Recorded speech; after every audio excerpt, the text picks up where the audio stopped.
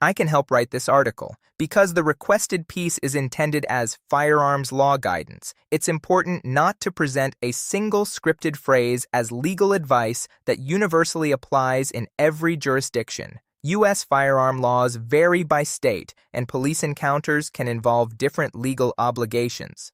A safer and more accurate approach is to frame the article around general constitutional principles, common lawyer recommendations, and the importance of complying with applicable laws while avoiding unnecessary statements.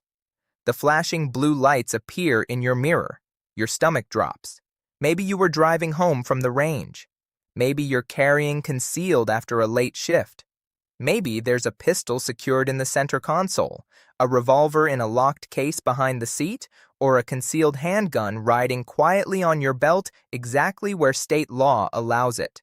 You pull over. The officer approaches. You hand over your license. Everything seems routine. Then the question comes. Do you have any guns in the vehicle? Suddenly, the entire encounter feels different. Your mind starts racing. What does the officer already know? Is this a casual question? A legal question? A trap? Are you required to answer? Could refusing to answer make things worse? Could answering create problems you never expected? And perhaps most important of all, what should you actually say? Before we get into that, I want to ask you something. Have you ever been stopped by police while carrying a firearm, or had an officer ask whether you had a gun during a traffic stop? Share your experience in the comments because the answers are often surprising.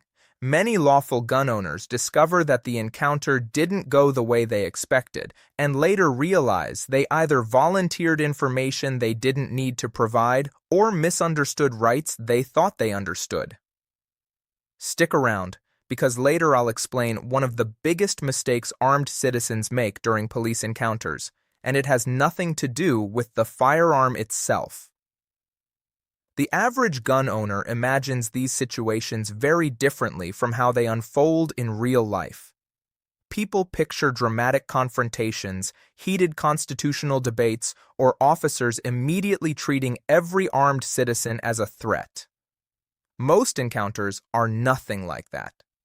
In reality, they're often awkward, they're tense, they're uncertain, and they're filled with small decisions that can either calm the situation or make it significantly more complicated. The first thing many gun owners fail to appreciate is that officers and armed citizens are approaching the same encounter from completely different perspectives. You know whether you're a threat. The officer does not. You know the firearm is legally possessed. The officer does not. You know your intentions. The officer does not. That gap in information influences nearly everything that follows. When an officer walks up to a vehicle and asks whether there are weapons present, many citizens immediately become defensive. Some view the question as an attack on their rights. Others become nervous because they think they're in trouble. Both reactions can create unnecessary tension. From the officer's perspective, firearms change the risk calculation of the encounter. That doesn't automatically mean the officer believes a crime occurred. It means the officer recognizes that the situation now involves a potentially deadly instrument. Whether people like that reality or not, it influences behavior on both sides. This is where many attorneys suggest a simple principle. Answer legal obligations accurately. Avoid volunteering unnecessary information. Do not lie. Do not panic.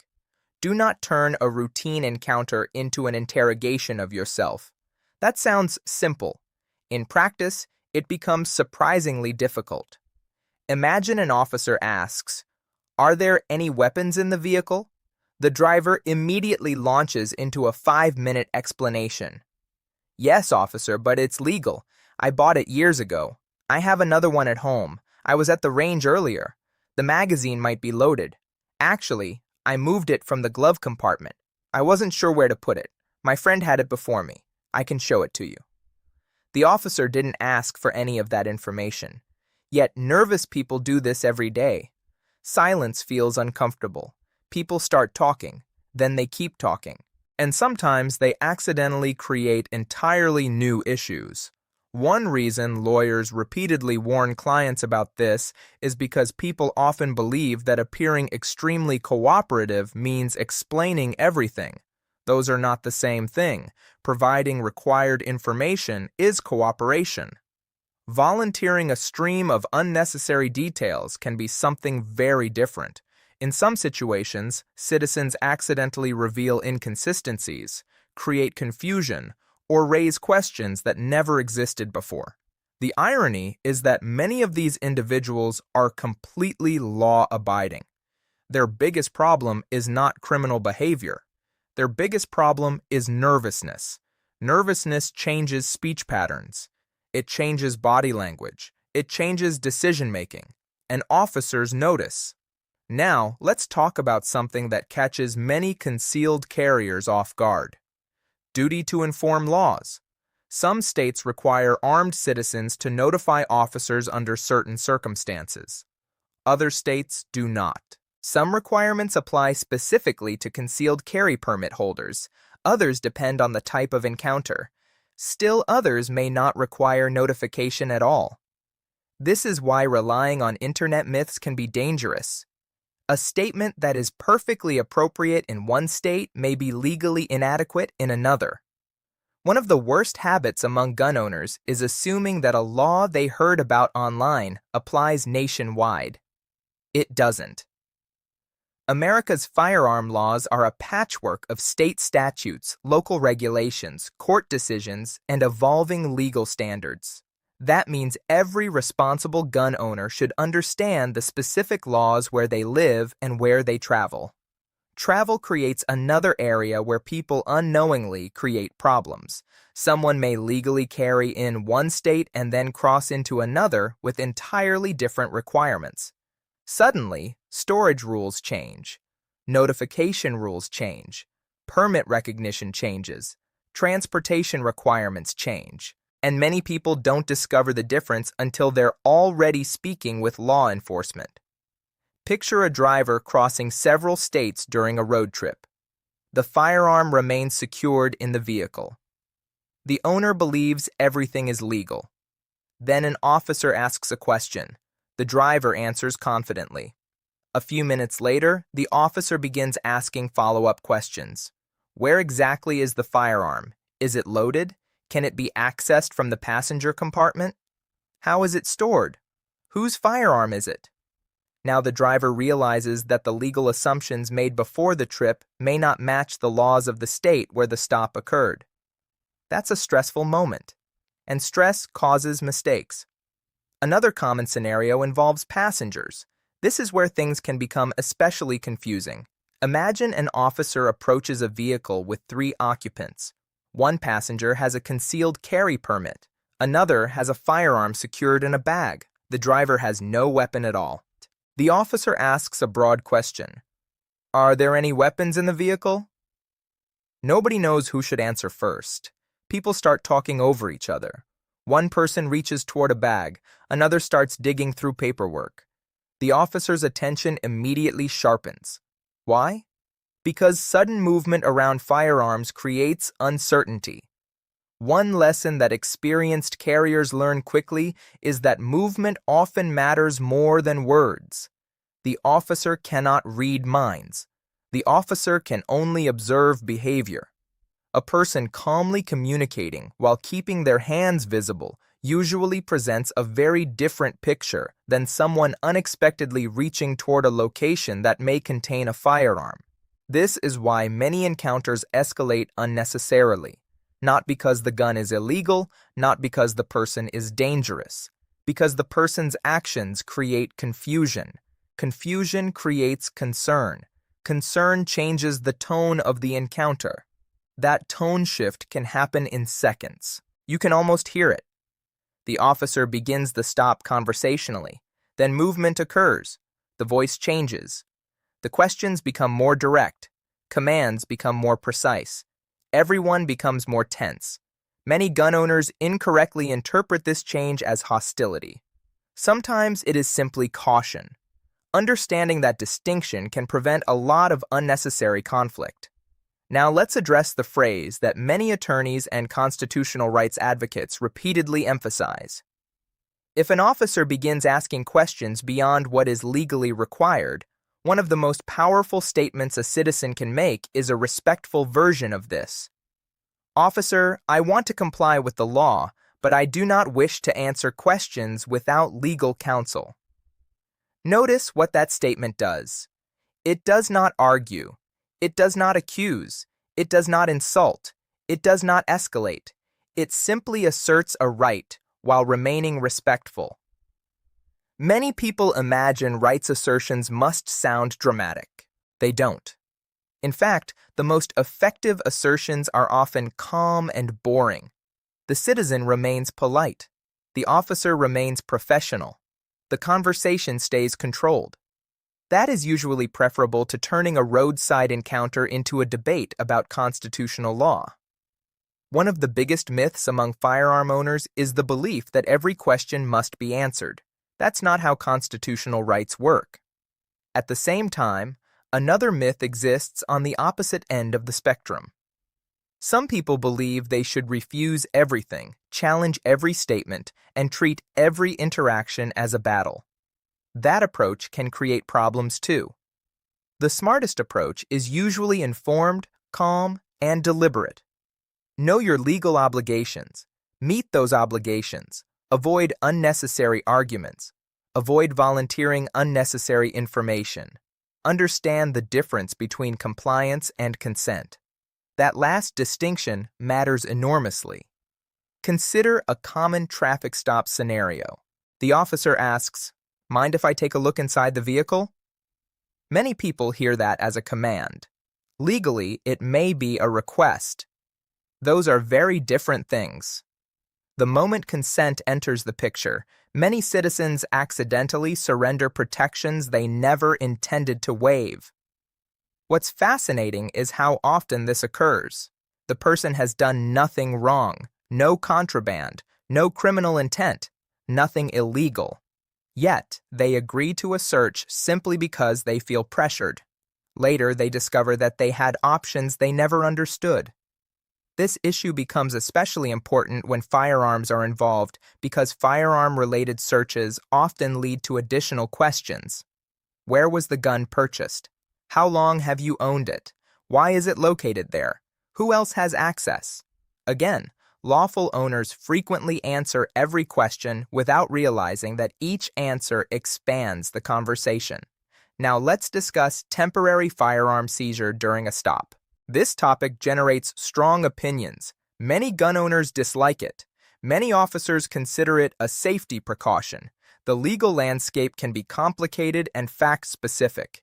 In some circumstances, officers may temporarily secure a firearm during an encounter and return it afterward. Whether that action is lawful can depend on the facts, local law, and court decisions. The practical reality is that arguing aggressively about it on the side of the road rarely improves the situation. Roadside disputes are usually poor venues for resolving constitutional questions. Courts exist for that purpose. That doesn't mean citizens lose rights. It means timing matters. A concept that experienced attorneys often emphasize is that the roadside is generally not where complex legal disputes are won. The roadside is where people either preserve their position or damage it. The difference is significant. Another issue rarely discussed enough involves firearm storage. A shocking number of misunderstandings begin with storage choices that seemed harmless at the time. Think about the glove compartment. Many people instinctively use it. Then an officer asks for registration documents. The registration is sitting directly beside a handgun. Now the driver faces a dilemma. Do they reach for the compartment? Do they explain first? Do they freeze? That moment of hesitation can become incredibly awkward. The officer notices. The driver notices. Everyone becomes hyper-aware of the firearm's location. Simple planning before driving can eliminate much of that stress. The same applies to center consoles, door pockets, backpacks, and other common storage locations. People often think about legality. They don't always think about interaction dynamics, yet interaction dynamics may determine whether a stop remains calm or becomes uncomfortable. Let's talk about body language because officers pay attention to it constantly. People tend to focus on words. Officers often focus on behavior. Are the hands visible? Does the person follow instructions? Are movements sudden or predictable?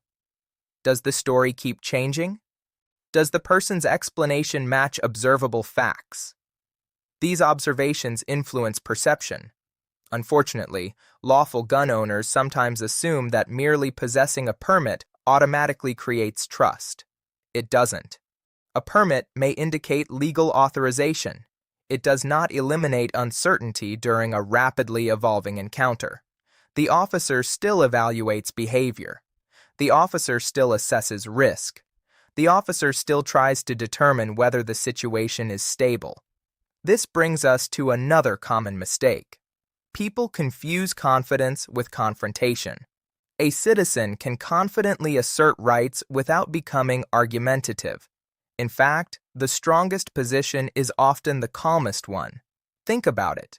Who appears more credible? The person yelling constitutional slogans on the shoulder of a highway, or the person speaking calmly, answering required questions, and avoiding unnecessary escalation? Most experienced observers know the answer. The second individual usually maintains far more control over the encounter. One area where confusion frequently appears involves constitutional carry states. Many people hear the phrase constitutional carry and assume everything becomes simple. Not necessarily. Constitutional carry generally relates to carrying without a permit under state law. It does not magically erase every firearm regulation. It does not eliminate federal law. It does not eliminate transportation requirements. And it certainly does not guarantee that every police interaction will be straightforward. This misunderstanding has created countless headaches for gun owners who assume constitutional carry means unrestricted carry everywhere. Reality is usually more complicated. The same applies to open carry. Many people believe open carry eliminates confusion because the firearm is visible. Sometimes. Other times it simply changes the nature of the encounter. An officer who observes a visible firearm may still initiate contact depending on local laws and circumstances. How that interaction unfolds depends heavily on behavior, location, and context. Context matters far more than many people realize. A firearm carried openly by a calm individual walking lawfully through a location may generate one response. The same firearm combined with erratic behavior, alarming conduct, or unusual circumstances may generate a very different response. This is why simplistic internet advice often falls apart in real-world situations. Real life is filled with details. Details matter. Human behavior matters.